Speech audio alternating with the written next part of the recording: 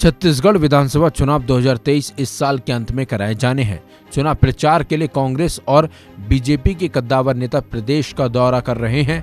कांग्रेस के राष्ट्रीय अध्यक्ष मल्लिकार्जुन खड़गे इसी कड़ी में छत्तीसगढ़ दौरे पर पहुंचे। राजनांदगांव की जनसभा में खड़गे ने कहा कि पिछले 5 साल में मुख्यमंत्री भूपेश बघेल की लीडरशिप में अभूतपूर्व विकास हुआ है। सरकार ने जनता से किया वादा पूरा किया है।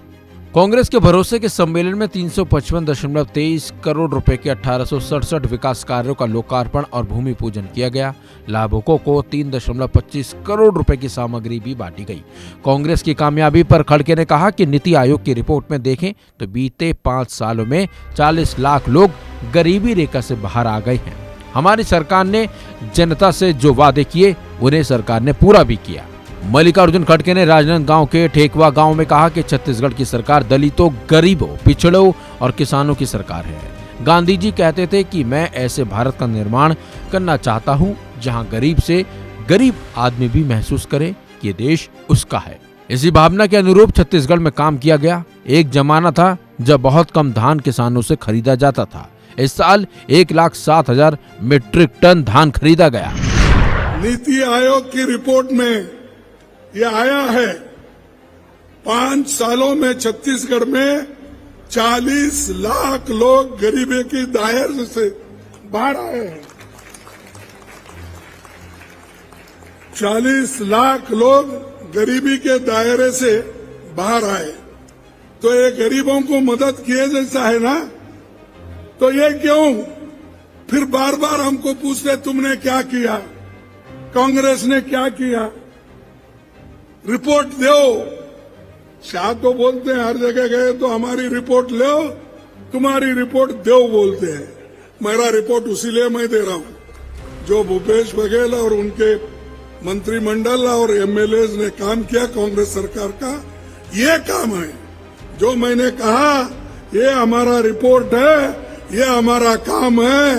ये रिपोर्ट को आप लेके जाइए शाह साहब, इसको लेके जाइए नड्डा साहब, और ठीक ढंग से हमारे नरेंद्र मोदी जी भी अगर देखे तो उनको खुद को ऐसा महसूस होगा, अरे मैं गुजरात में कुछ भी नहीं किया, इतने पिछड़े हुए इलाके में कांग्रेस की सरकार, भूपेश बघेल की सरकार ये सब कुछ कर रही है, तब उनके समझ में आएगा।